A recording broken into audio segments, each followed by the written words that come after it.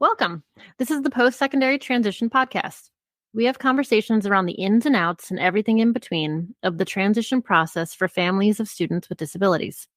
I'm one of the hosts. My name is Meghan Smallwood, and I am a public school transition coordinator. And my co-host is... And I'm Patrick Cadigan, and I am also a public school transition coordinator. So, here we are. This week, we're going to continue our conversation with Zabrina Kearns. From the start of our discussion last week, you'll remember that we met Zabrina in a social media group for transition coordinators, and she was happy to meet with us and talk about some of the things she's doing. So, we'll continue with that discussion, already in progress. The other thing, though, that I find interesting is that when having this discussion, and this has been coming up quite a bit lately, is the challenges even post-COVID, just how that whole event decimated so much of what was being done, or at least brought it to a screeching halt. And we're still feeling the effects of that. Like, we're still hearing stories, families who are talking about, just roadblocks that they keep running into, or funding issues or stuff. And a lot of it comes back to being, that they're saying that COVID had an effect on that. Yeah, I mean, that definitely was the case immediately after. It was very hard to find job sites that would take us on internships. Yeah. But now I think we have somewhere between 20 and 25 business partners in the immediate area here that our participants rotate through.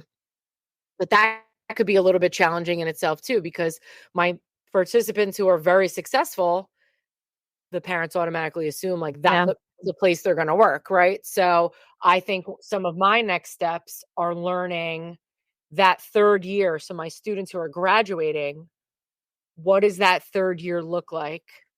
Can we start fading your job coach? And can we start placing you at an internship site that's not in our bag of tricks, but is more in line with what you see yourself doing? We battle that too. I know when they've been doing so well, or like I said, when they go self-directed and the families are like, well, where can they go volunteer? Can they continue to volunteer here? We're like, well, I mean, we have so many other students we want to volunteer too. We don't want to just all, have taken away, but I get where they're coming from. Definitely, especially because you've worked so hard to build a rapport. Right. But that's really one of my next goals is how can I, and I don't know what your student to staff ratio is, but, we don't necessarily always have the luxury of either sending one-to-one out. Yeah. It's usually 2-to-1 here. And I do have many participants who can go out by themselves, and I will intentionally send them to my places where the owner of the business is a built-in job coach. Oh. So I have places here who just get it. They are our kindred spirits, and they're like, I've got this. You don't need a coach here. And they're taking data for us and giving us feedback. And then we'll have coaches come in sporadically to get some data, of course, and then to have conversations. And then myself, I go in, our behaviorists will go in. But I have a couple of sites here that are just like, nope, we understand. So if I can make more business partners like that, then yes, our students who are leaving and exiting would have greater opportunity to potentially get hired. Right. Also, and I don't know if you run into this issue, it's twofold, right? We're really trying to teach you these entry-level soft skill, right? Professionalism, how to interact with colleagues, how to interact with customers, how to dress appropriately for work, taking less breaks, right? That's kind of our MO, is not necessarily that you're walking in and learning how to take an engine apart. Yes. Right? So it's not, when we talk about work-based learning, it's really those soft skills. Yep. And I have had students who are very career tracked, and that's a whole nother conversation. Yeah. That is a conversation we have with a lot of parents when we approach them with our work program out in the community, and they see some of the jobs and right away they're like, well, I don't want my child out there cleaning. I don't want them working here. So we have to go into the explanation about, well, they've never had a job. Think about when you were 16, you didn't start out in your career field. You had to learn what it was like to have a job and all those soft skills. So that's what we're aiming to do, and work our way up to building to that career. But some parents, I think, have a hard time with that. I mean, my first job was sweeping floors, pizzeria, and Right. answering the phones, right? Exactly. Yeah. And the beauty of like, I can sometimes find myself stressed about our 13-week rotation because it's to change, like, 14 plus my 6, 20, 23 students every 13 weeks are rotating to new jobs, right? There's like, holy smokes, how am I going to do this factor? But then it's by the time you graduate from us, you've had retail, pet care, business settings, restaurant settings, break that down into fast food versus sit down, like Wow. really getting a nice taste of many industries. And it helps you decide, okay, I really like that. I hated that. This had me on my feet the whole time. This one, oh, don't send me back to a place where I have to have that much, communication with people. Stick me in the back room. I like that better. And we're learning skill sets and preferences and things like that. So if I have participants here who are telling me they're taking classes at a community college at night, or they graduated high school with certain certificates because they went to, let's say, a BOCES or half day high school, half day trade school, those are the participants that I am more inclined to tailor what they're doing. So for example, someone here was pursuing their baking certificate at a community college. So then I said, I will work hard now to find you a more tailored experience. It's someone that I could send to a job site solo. So I didn't need a coach there all the time. And you're putting in effort outside of here to craft, to hone in on your skill. But my job coach is not going to be able to teach you how to ice cupcakes, right? Or, you know what I'm saying? Like, and then another participant who was, took like video editing courses. So because of that, and because he continued to pursue it, I was able to, one of his work-based learning was with a local videography company. And he happened to be the one who filmed our promo video for our 18 to 21 program.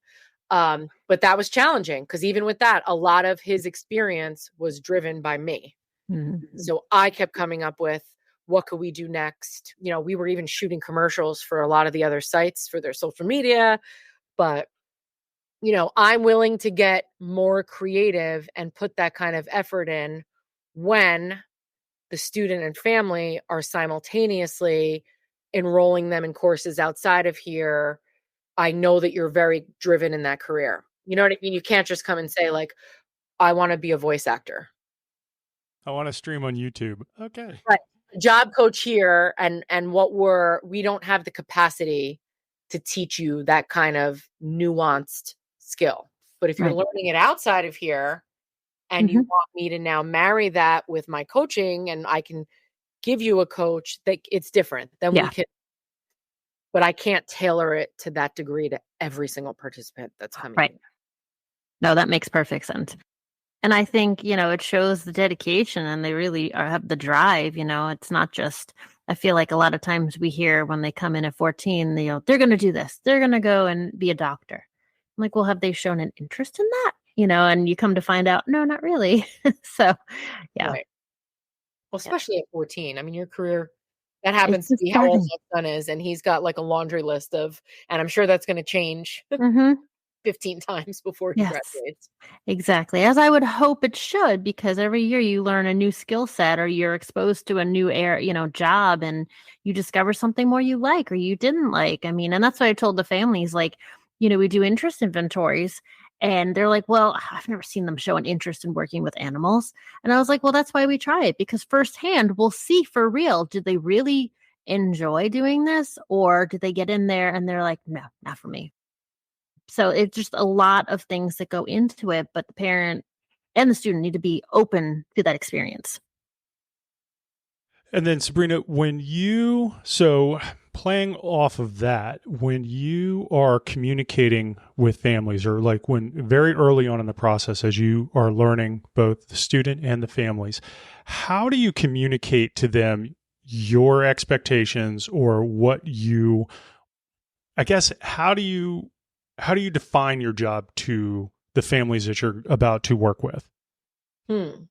Well, again, we're taking it from the lens of like my role as your work-based learning supervisor over the course of these next few years is to open doors for you to as many career clusters. That's what it's called in New Jersey, career clusters, as possible.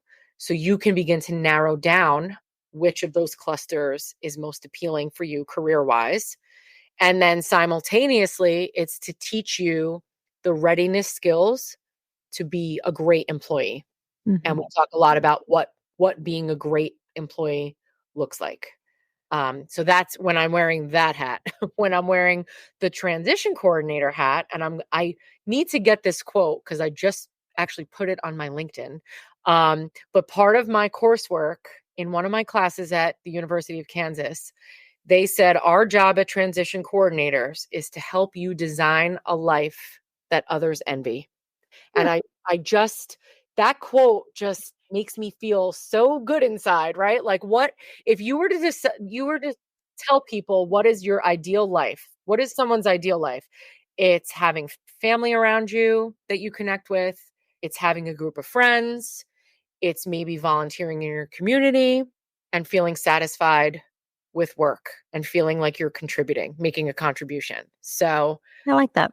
yeah, right. So as transition coordinator, I have now firmly stated that my role is to, when you graduate here, we want you to have a life that other people would envy. Like, wow, look at Sabrina. She's got it going on. She's got a that she loves. She has relationships, whatever that looks like, her friends, Mhm. her family, her kids. She's giving back to her community, whatever that looks like.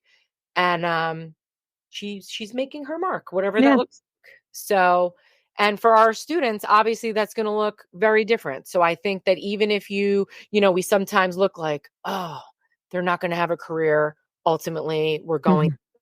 the program route. We don't have to look at that like, oh, right? No, I'm still doing things in other aspects of my life where maybe I'm contributing. So at my day program, I might be on the receiving end and I'm a taker, but in the community, I'm volunteering for a dog shelter, or I'm volunteering for my local food pantry. So there's ways that I can still be a contributor Yep. to my An community. active participant in the community. Yep. Yeah, that's what we have.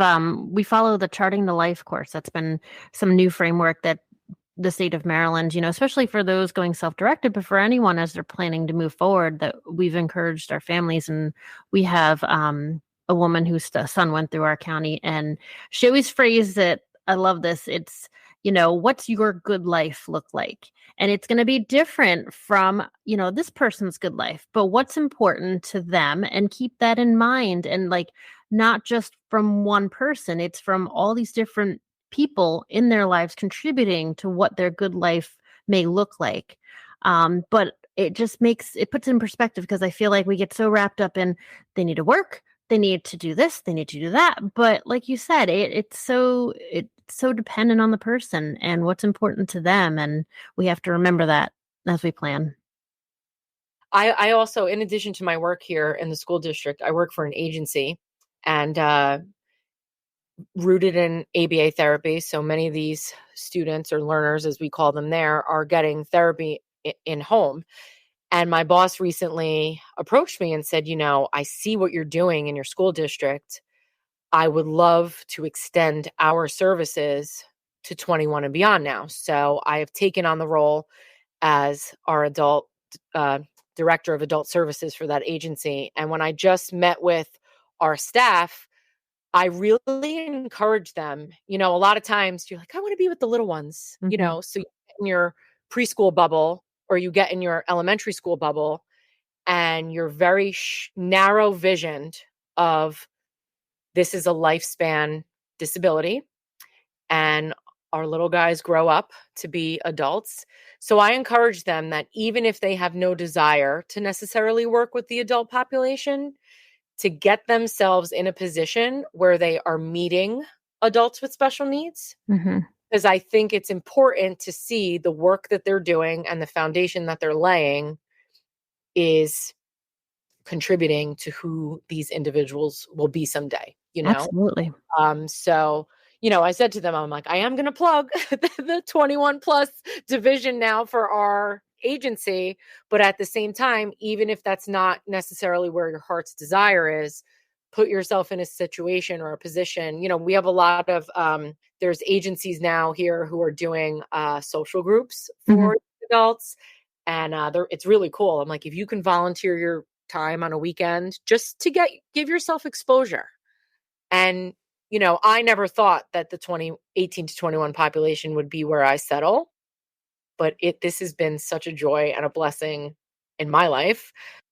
And I love, like, that last day is so bittersweet when they're leaving us, you know, Yeah. but to see how far they've come even in just 3 years. Mm-hmm. And I'm sure they still keep in touch with you. They do. In fact, we just went, the New York Giants just did Fan Fest Friday night, and I saw 2 of my graduates. Oh, that's awesome. Like, oh my gosh, like, what are you doing? What are you up to? Like, so excited to see you here. And oh, that's so the cool. funniest part is when these guys are like, I'm turning 21. I'm having my first beer. I'm like, all right. You know, like, you're seeing a side of these students that you just don't get access. Yeah. So many that leave and they're like, okay, once I turn 21, we're going to be friends on Facebook. Right. That's nice to navigate. If you could articulate, what do you see as the biggest benefits to your job? For my students? For you, actually, from looking at it from the job. The biggest benefits. Well, I don't know. This is going to sound strange, I guess, but I think it's taught me, it's actually helped me in my own life, because I chuckle sometimes when I'm doing some of my own adulting, and I'm like, girl, you need to practice what you preach. Right? So here we're like, you know, use your Google Calendar and time management and budgeting. And then in my own life, when maybe I'm dropping the ball in some of those areas, I've actually, you know, put my own teacher hat back on, and I'm like, all right, maybe this is an area teacher Zabrina can help real life Zabrina, you know? So if anything, in my personal life, it's reminded me that, you know, life is hard not having a disability, right? Mm-hmm. Like, we have so many responsibilities. There's so many things to navigate as an adult, everything from social interactions to holding down a career and being a parent and juggling all these hats that we wear. And we do put really high expectations on, I think, just students in general. And then our students with disabilities are navigating another whole layer of that. So if anything, it's shown me the areas in my life where maybe I personally need to step up. And then it's shown me areas where I need to show myself a little grace and my students a little grace. Mm-hmm. That it's, you know, it's okay to make mistakes. We're here to help them course correct. And I thank God that I have really good friends in my life who help me course correct when needed.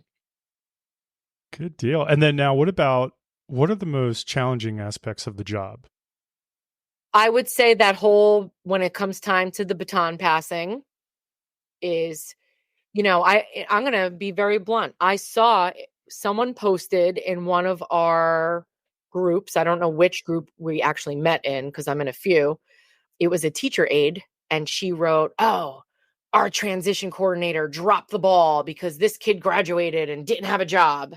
And I was like, ooh, ouch. Right. Now, it wasn't me. She was talking about, I didn't know who this girl was, but I'm like, you could say that about me, that I've had students leave here and they didn't have a job when they left. But I don't know if you understand all of the variables that go. Mm-hmm.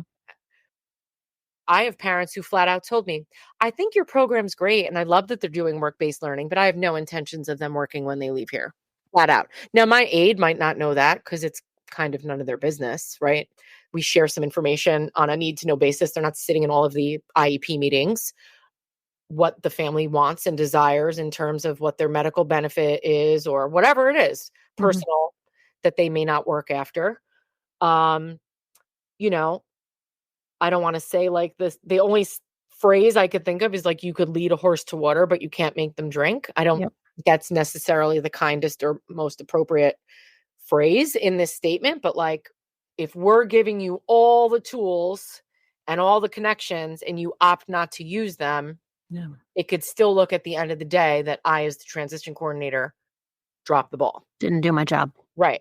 The other really challenging thing for me is I'm learning DDD and DVRS and what they offer. I just happen to be a transition coordinator who has a son with an IEP. So what I've done now, mind you, his functioning level is significantly higher than my students here. However, I decided at age 14 for him to register to DVRS because you can do the pre-ETS, the pre-employment transition services. And I did it just to see what it was like on the parent side. Is the turnaround time as slow as everyone's telling me?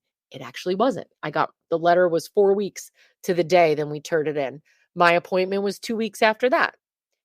DVRS is actually hunting me down because I haven't had a few minutes because I'm moving to connect with them. So I'm finding that all the kind of rumors that I heard about DVRS to date are not accurate. Now, are they on top of me because they know my role as an educator? I don't know. I can't answer that. But learning, I would say challenge number 2 is learning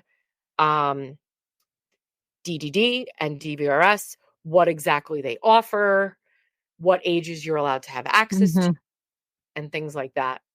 And then those limitations of your benefits. Yeah. Well, we're teaching you all these great work skills, but then you can only work so much. You can only work. Yeah. You can lose your benefits. So for those, you said the case managers that aren't in like, the students who aren't in the 18 to 21 program, but they have case managers in the school who kind of also act as the transition coordinator or person for them. Do they get any training on DVRS or DDD to know what to tell families?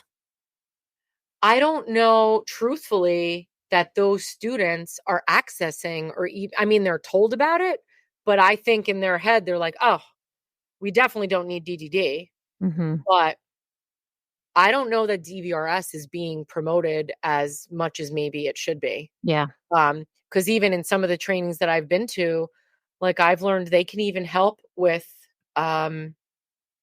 college. College tuition could be paid if you need help or accessing special education services. And I don't think many people know about perks. That's similar. So ours is called DOORS, the Division of Rehabilitation Services. That's our DVRS. And I would say the same. It's not, they're just notoriously been thought of as inconsistent with communication, which I think it varies too, depending on how on top of it you stay or, the coordinator or the counselor you have. But ultimately they offer a great amount of things. But I don't think it's taken advantage of enough by students and families. Right. And then the other blurry line, which is maybe something you can educate me on, is we do, well, you said you don't really have alternate programs. Like, do you have Project Search? We do have Project Search, yes. So we have Project Search, and we also have another program here. And it's the big question of the day is who funds that? So if you have a participant, let's say, who's maybe a little bit beyond what we're offering, but they want to go to one of those other programs, who's paying for that ultimately? Gotcha. Right? If you're functioning at a level that basically supersedes what we're offering, you're ready to work, you're ready to take college classes, but you're 19 or 20, you're technically allowed with us till you're 21. You could start that program early. Where does the funding come from? Yeah. Yeah, that's interesting. Yeah, Project Search is the program in our county that is like considered top tier for independence and Like, we only have 12 spots, but they have to be doors and DDA eligible, or DVRS and DDD eligible. Does your district pay for Project Search kids, or DVRS is paying? They're still technically in the school system, so the district would be paying it, because DDA would not kick in until 21, and I think doors is they just have to be eligible. But I wish we had more options than just that. I think of all the students we have, and I wish there was other programming options, alternative options before 21.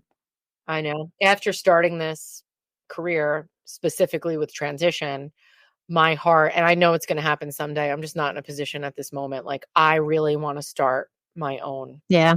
Post 21. Oh, there's a couple transition coordinators I have joked about that. That'll be our retirement gig. Right.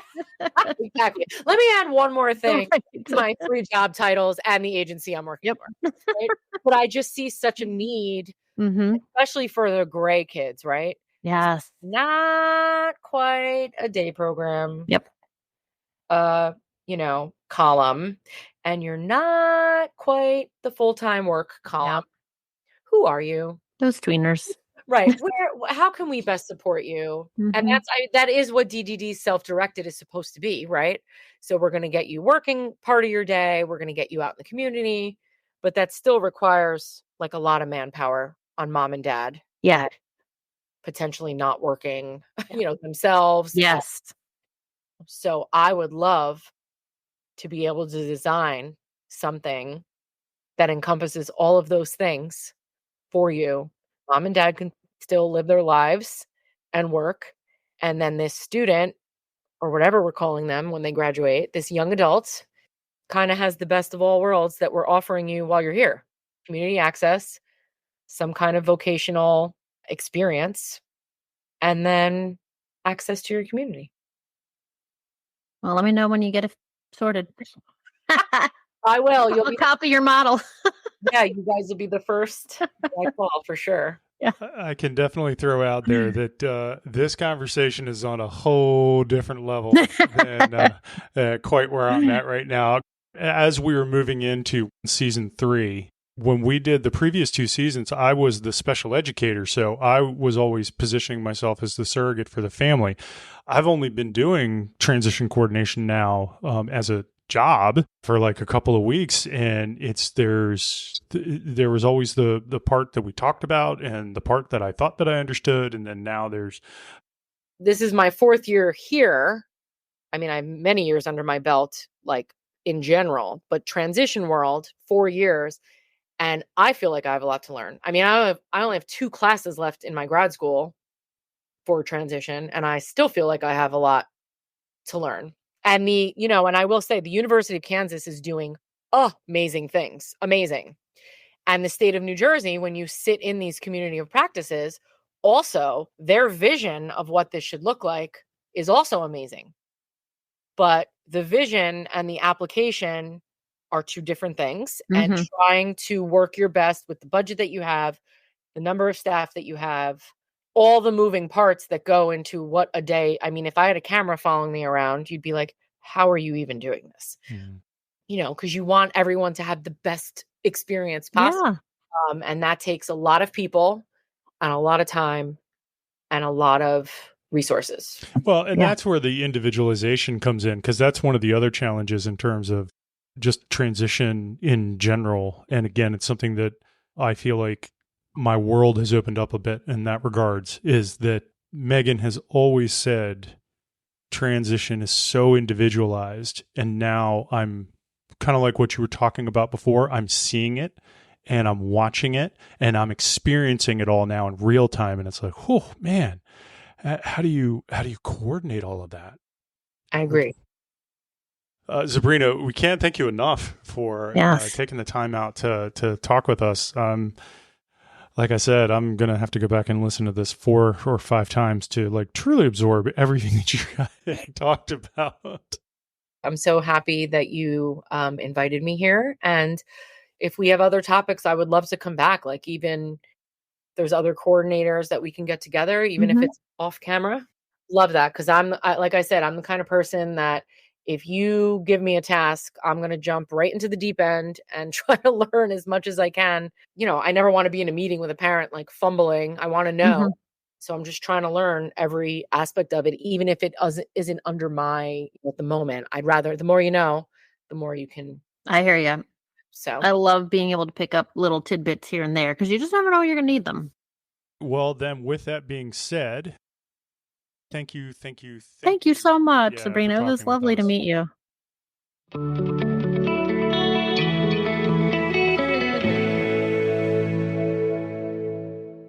We would love the information from this and all our other discussions to reach as many families as possible, and we need your help to do that. So please like, follow, and share out our podcast.